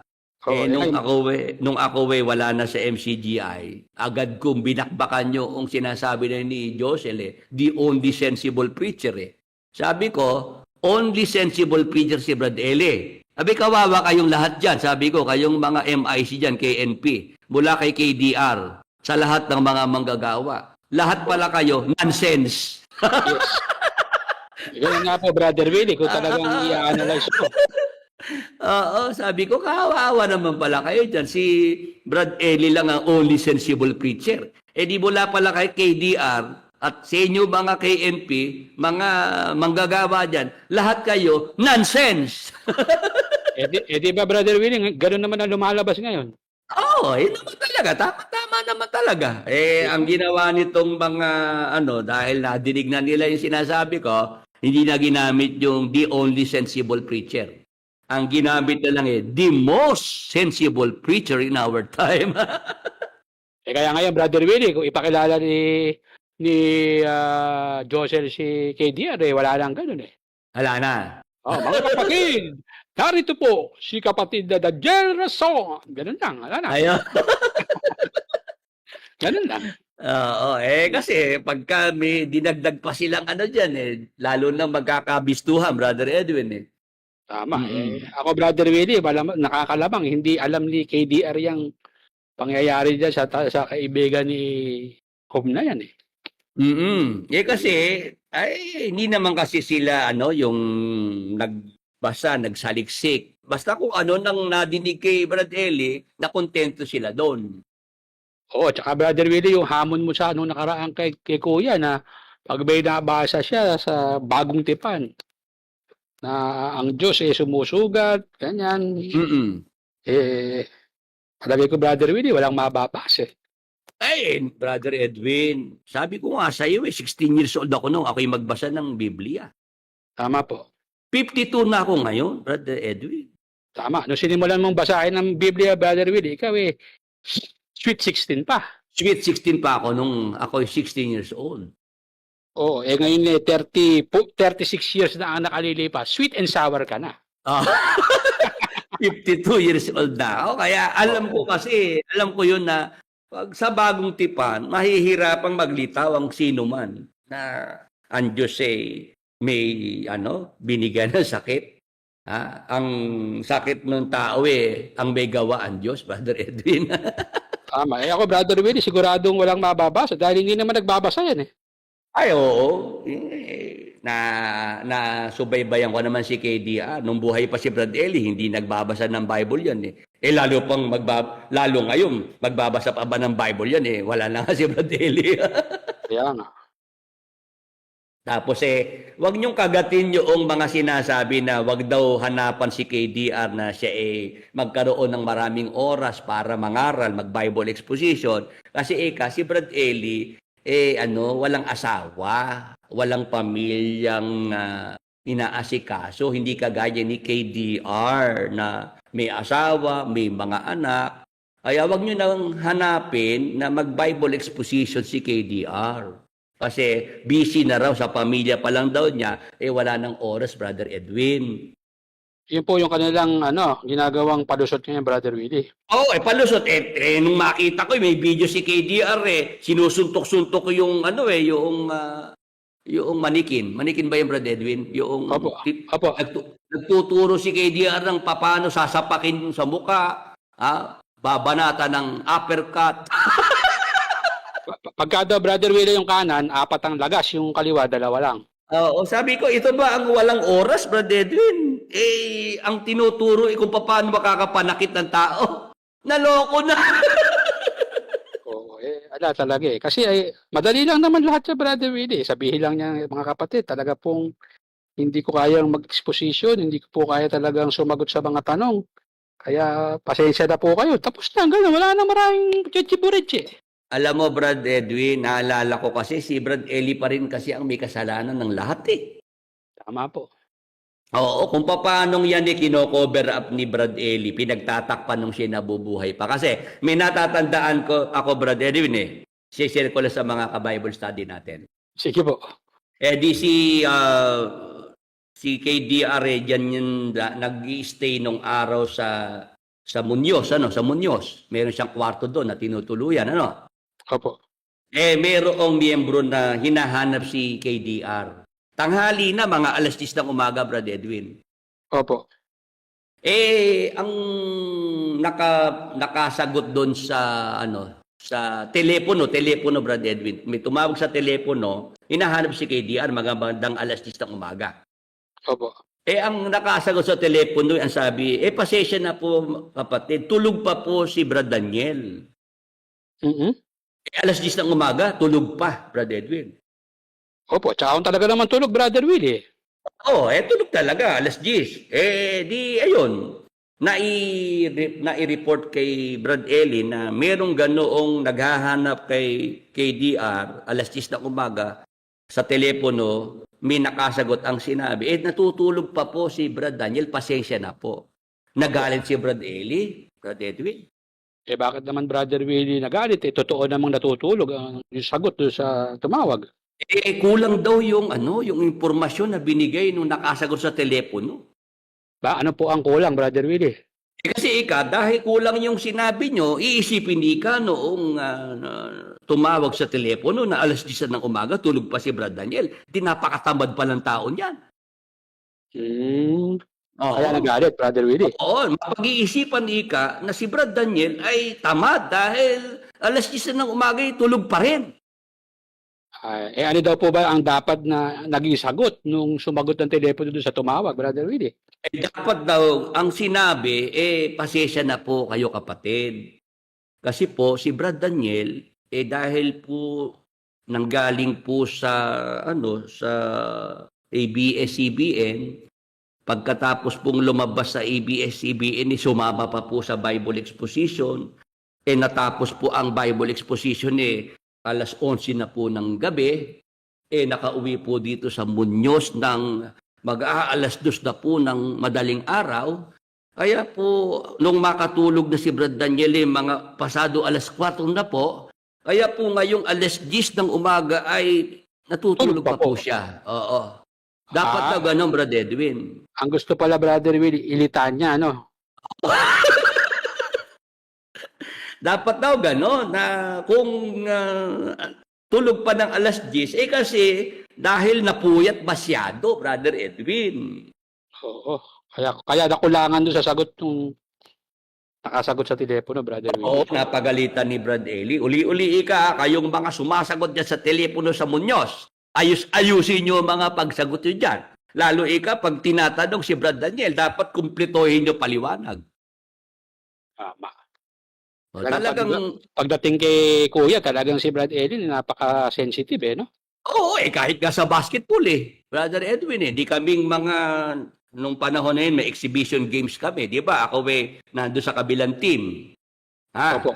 Si KDR rin nasa kabilang team. Basta kami pag nag-usap-usap, isa lang ang play natin. Sabi nila Efren Baking, nila Resty Reyes. Isa lang ang play natin para hindi tayo magka-problema.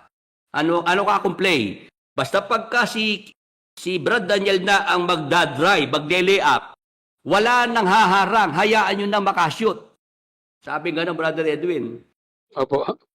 Huwag na kang tatapalin kasi baka tinapal mo yan at tinamaan sa mukha at nasugatan. Lagot tayo kay Brad Eli. Dapat pala kamo, chest na lang ang nilaro niya para hindi siya masaktan. Gano'n, Brother Edwin. Talagang binaby masyado. Talagang pinamper. At kaya naging bonjing Kaya naging bonjing ang resulta, Brother Edwin Brother Willie, siguro mainam ipaliwanag natin yung salitang bonding na yan dyan sa mga nakikinig sa ating ngayong gabi. Kasi bakit ba tinawag na bonding? Ano ba talaga, Brother Willie, ang ano ng bonding? Bakit ba bonding? Ang bonjing kasi, Brother Edwin, nung ako bata pa, black and white pa yun Napanood ko yung pelikula, Bonjing. Si Opo. Fred Montilla pa. Fred Montilla, black and white. Mhm. Na ang kwento doon, siya, malaking tao na siya pero pala, binibaby siya ng lola niya. Lola's boy. Oo, isip bata si Bonjing. At siya, kumbaga lalampa-lampa, Brother Edwin. Yun po pala yun, Brother Willie. Kasi Brother Oo. Willie, ang inabutan ko ng bonding si Jimmy Santos na Yun, na ni Jimmy Santos yan. Kumbaga, remake na lang yung kay Jimmy Santos na Bonjing. At gano'n pa rin ang takbo ng kwento. Malaking tao si Bonjing, isip bata, at lampa pa rin, Brother Edwin. Nadadapa-dapa, gano'n, di ba? Oo, kasi Brother Willie, kaya ako naitanong yung bonding na yan. Mm-mm. Kasi merong malapit kay Kuya. Mm-mm. Nagulat ako yung tawag dun sa kanyang Kuya, bonding na rin Ganun ba? Oo. Yun. Hindi ba naikwento din sa atin nung araw na si KDR pagka naglalaro ng basketball yan ang kasama niyan isang jeep, di ba? Yung pamilya niya, buong angkan niya, sakay ng isang jeep, ang driver tatay niya, di ba? Brother Edwin. Opo. Pag dumayo sila ng liga ng basketball, di maraming may hakot si KDR na mga fans, di ba? May dala silang pala, Brother Willie. Oo, mga taga-palakpak. Tapos, ang nakarating sa ating balita, pag halimbawa si KDR nasiko noong kabantayan niya, ay eto na, yung nandyan na yung tatay ni KDR, tapos yung tsuhin niya, ay pagsasalitaan yung nakasiko kay KDR na humanda ka mamaya pag tapos ng game makikita mo ang hinahanap mo. Ayan, Brother Edwin. Kaya ang nangyayari pag kami mga liga ng basketball, halos wala nang gustong bantayan yan si KDR Opo, dahil nga po ang bilin oras na nasaktan kay Brad Eli mananagot Oo, at yung mga legal labas na nung si KDR dumadayo din ng mga liga, yun nga tatay niya, yung mga tsuhin niya, nakabantay yun na pagbabantaan yung mga nakakasiko kay Bonjing, yung mahigpit gumwardya sa kanya, yun. Tinatakot noong tatay ni KDR. Oo, kaya pala. Bakit naman, Brother Willie? Sa akin naman kadami-dami namang laro, sports na walang physical, gaya ng chess. Mm. Tama. Bakit yung basketball pa na talagang physical na laro ang nagustuhan tapos ayaw naman palang masaktan? Yun nga, gusto magpahanga, gusto magpasiklab, ayaw namang siya, physical game ang basketball, Brother Edwin. May body contact talaga dyan, eh. Di ba? Tsaka sa basketball, Brother Willie, pwede kang magpapogi dyan, eh. Oo, di ba? Yan nga ang ginagawa niya. Basketball, volleyball. Talagang, nandun ang maraming oras ni KDR, Diyan sa mga ganyang mga games na yan. Tapos yung nagpapalaro din doon sa kanilang na pagkakatipon. Game show na ang datingan, variety show na, Brother Edwin, di ba? Kaya nga po, Brother Willie, talagang maraming oras si KDR. Pero tayo, Brother Willie, Tayo ang nauubusan na ng oras, Brother Edwin. Tama. At tayo ang walang oras dahil 10:30 na, Brother Willie. Oo, yun. Kaya tayo, muna, pansamantala titigil, hihinto dito sa ating tinatalakay, maintindihan ang ating mga ka-Bible study, Brother Edwin, na si Satanas, mayroon siyang kapangyarihang magbigay ng sakit karamdaman sa mga tao na hindi kumikilala sa Diyos. Sa mga tao na hindi anak ng Diyos, Brother Edwin, di ba? Tama po. Merong mga anak si Satanas, Kayo'y sa inyong amang Diablo, sabi ni Jesus Christ. May mga anak ng Diablo, Juan 8:44. Kaya magagawa ni Satanas sa kanyang mga anak kung ano ang gusto niyang gawin, Brother Edwin. Tama, Brother Willie. Kumuguhit yan, Brother Willie. Bagong-bago yan, Yan ang dapat nating maintindihan. Juan 8:44, kayo'y sa inyong amang Diablo. O kaya itong mga anak ng Diablo, mga anak ni Satanas, kayang-kaya niyang bigyan ng mga sakit karamdaman yung mga yan. Brother Edwin. Kasi si Satanas, ang Diablo, hindi naman mapagmahal na ama yan, Brother Edwin. Tama, Brother Willie. Wala yung pagmamahal sa kanyang mga anak. Yan ang dapat nating maintindihan dyan. Hindi kagaya ng mga anak ng Diyos, ang Diyos, hindi magbibigay ng ikasasama ng kanyang mga anak, Brother Edwin. Tama. Parang tayo po, Brother Willie, bilang tayo po magulang na ngayon, tayo may mga anak na, wala tayong hahangarin sa ating mga anak na sila mapasama. Mapahamak, opo. Di ba? Ganun po. Yes. At yun ang dapat na makita ng ating mga ka-Bible study. Ngayon, hindi pa po tapos itong ating tinatalakay na ito. Mahaba pa po ito. At pagtiyagaan niyo po sana, mga kapatid, mga ka-Bible study. Punta na tayo sa mga prayer request, Brother Edwin, bago tayo tuluyang magtapos. Sige po, bigyan na po natin ng mga pagkakataon, oras para po maipanalangin ang inyong mga prayer request. Pakibigyan nyo lang po ang kumpletong pangalan ng tao na may sakit at yung pong kumpletong pangalan ng sakit na ating pong ihingi at ilalapit ng kagalingan sa ating Panginoong Jesucristo ngayong gabi. Sige po, welcome po ang inyong mga prayer request. At yung mga tumanggap ng kagalingan ay huwag makalimot na magpasalamat sa Panginoon. Kagaya noong ginawa nung ating kapatid na may bahay ni Brother Jerry Liboon, di ba? Written testimony, binalita niya na noong Sunday sumabay siya sa commanding prayer. Pakita nga uli natin yung written testimony na yon. At instant healing ang nangyari. Dito sa Mrs. ni Brother Jerry Liboon. Pakibasa mo nga ulit, Brother Edwin. Sige po, maiba-flash po ba natin sa screen? Hindi ko na po kasi maibabakit itong... Good evening po, ako po si Sister Wilma Liboon. Ako po ay nagpapasalamat sa Panginoong Hesus sa kagalingan na ipinagkaloob sa akin last Sunday. Sumabay po ako sa commanding prayer dahil masakit po ang aking kaliwag braso. Instant healing po ang ipinagkaloob sa akin ng Panginoon. Salamat po sa Diyos at sa inyo po, Brother Willie. Yun po yung aking kahilingan na kung tayo po'y pinagaling ng Panginoon, wag naman tayong makalibot na magpasalamat sa Panginoon. Gawa tayo ng written testimony or video testimony para maipamalita po natin ang kabutihan ng Panginoon, yung ginawa niya sa ating mga buhay. Sige po, yung mga prayer request, pakibigay po natin. ano po natin, pakilagay niyo po dyan yung pangalan ng tao na may sakit, kung ano po ang sakit karamdaman ng tao, o kaya naman po kung ang ating mga prayer request ay hindi naman po tungkol sa mga sakit karamdaman, pwede rin naman yon, Brother Edwin. Ha? Yes, opo. Yung mga prayer request na hindi naman tungkol sa mga sakit karamdaman. Si Brother Ronald Gonzales at Sister Prima Gonzales, meron silang prayer request para daw sa ina-apply na working visa sa UAE. Opo.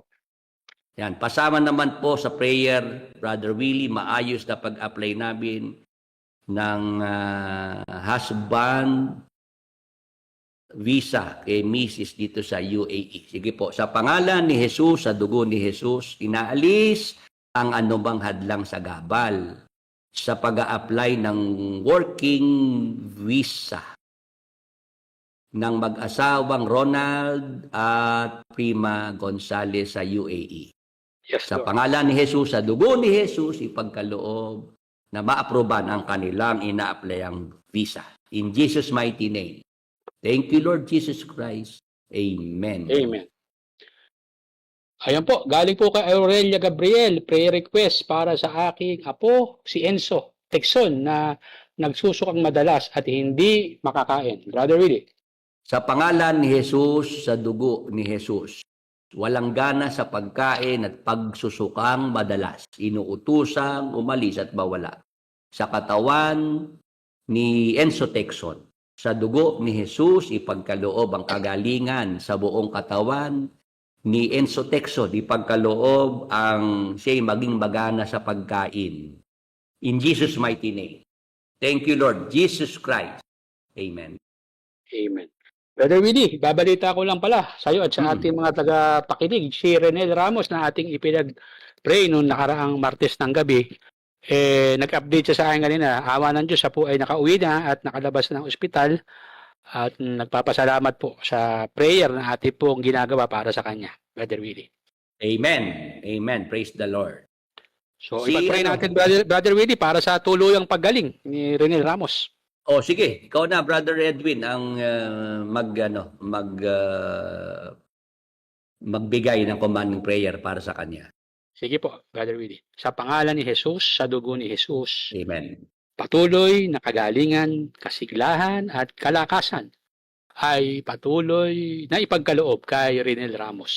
Amen. Sa pangalan ni Jesus, sa dugo ni Jesus, inaalis ang mga masasakit na parte ng kanyang katawan. Ipagkaloob ang kagalingan in Jesus' mighty name. Thank you, Lord Jesus Christ. Amen. Amen. Itong si John Paul, mayroong message, Brother Edwin. MCGI, hindi sila naniniwala sa healing. Natatandaan ko noon, pagka ang pastor nagpapagaling, galing yan sa dyablo. Ayan, Brother Edwin, magiging madadaanan ng ating topic series, ireserba muna natin, Brother Edwin?